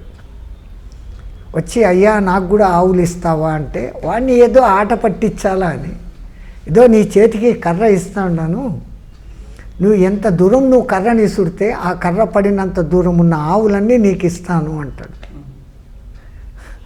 ఆ ముసలోడు ఆ కర్ర చేతికి తీసుకొని జై శ్రీరామ్ అని ఇసుడితే అయోధ్య అవతల ప్రవహిస్తున్న సరియు నది అవతల ఒడ్డులో ఉన్న ఆవుల మందం దాటి పడిందంట. రామనామ శబ్ద మహిమ. అక్కడ కాస్త మజాక్ ఆడాడు రాముడు. ఇక్కడ అయ్యా నేనంటే భార్యావత ఉంది, నా భార్య ఉంది, ఆడు పాపం భార్య లేకుండా ఉన్నాడు, బ్రహ్మచారిగా ఉన్నాడు, ఆడ దగ్గరికి పోని లక్ష్మణుని మీదికి ఎగదోస్తాడు. తోసి ఇట్లా అంటాడు, లక్ష్మణ అని. ఈ సమజ్ఞ వాళ్ళకు ఇషారా కాఫీ అంటారు, అర్థం చేసుకునే వాళ్లకు చిన్న సూచన సారు. లక్ష్మణస్వామి ఆ మాటను వేరే విధంగా అర్థం చేసుకున్నాడు. మా అన్న ఇట్లా చూపించాడు 4 అంటే వేదాలు, వేదాలకు ఇంకో పేరు శృతులు, శృతులు అంటే చెవులు. ఇట్లా పైకి చూపించాడు, ఇట్లా పైకి చూపించాడు అంటే ఏంటి? స్వర్గము. స్వర్గానికి ఇంకో పేరు నాకము, నాకము అంటే ముక్కు అని కూడా ఉంది. ఓహో, ఇది అందాన్ని చూపించి మమ్మల్ని ఆకర్షిస్తుంది, స్త్రీకి అందమైన అవయవాల్లో ఈ ముక్కు చెవులు కోసేస్తే అందవిహీన అయిపోతుంది అని నేను అనుకొని ఆ అన్న చెప్పినట్టు చేశాను అని అంటుంది. కానీ రాముడు చెప్పింది ఏంది? ఆయన చెప్పిన అర్థంలో నువ్వు వేదపారంగతుడివి, మహాబలశాలి శక్తివంతుడివి, నీ హృదయాన్ని స్థిరంగా పెట్టుకుని నువ్వే ఆలోచించి ఆమె నుంచి తప్పించుకునే ప్రయత్నం చెయ్యి అన్నట్లుగా ఆయన చెప్పి ఈయన ఇట్లా అర్థం చేసుకున్నాం. కాబట్టి మా అన్న అక్కడ తప్పు చేయలే. ఇంకా వాలి వధలో కూడా వాలికి ఈపు మీద బాణం తగలేదు మహాత్మా. వాలి ఎంతటి శక్తివంతుడు అంటే 100 మందితో యుద్ధం చేస్తూ ఉన్నా ఇంకొకడు ఎక్కడైనా దూరం నుంచి తన మీదికి ఎటువంటి ఆయుధమైనా ప్రయోగించడానికి వరలో నుంచి కత్తి తీస్తేనో వింటి నారిని సారగదీస్తేనో వచ్చే చిరు శబ్దానికి కూడా వెనక్కి తిరిగి చూసి ఆ శబ్దం వస్తున్న శబ్దం చేసిన శత్రువును అప్పటికప్పుడు హతమార్చేంత బలవంతుడంట వాలి. ఇప్పుడు ఇక్కడ రామచంద్రుడు నారి సంధించిన శబ్దాన్ని చూసి తిరిగాడు. అది వక్షస్థలంలోనే గుచ్చుకునేది. దొంగ దెబ్బ తీలే రాముడు. మీరు అనేక చిత్రపటాల్లో చూడండి, సినిమాల్లో చూడండి, ఇక్కడ బాణం తగిలి పడుకున్నట్లే ఉంటాడు కానీ ఈ మీద దొంగ దెబ్బ బాణం పడినట్టు ఉండదు వాలి.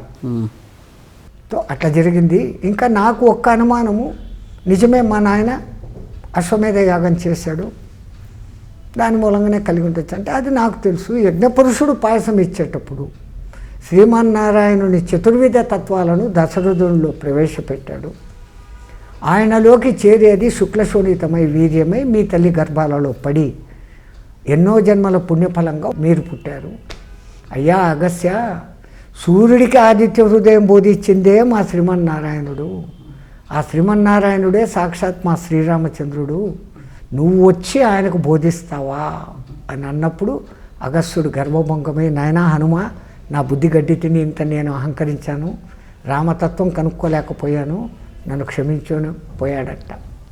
ఆ తర్వాత మళ్ళీ ఆదిత్య హృదయాన్ని ఇంకా అది చెప్పాలి కాబట్టి మనందరికీ పుణ్యం కలిగించాలని వ్యాసుల వారు ఆ ఆదిత్య హృదయాన్ని దాంట్లో పెట్టారు.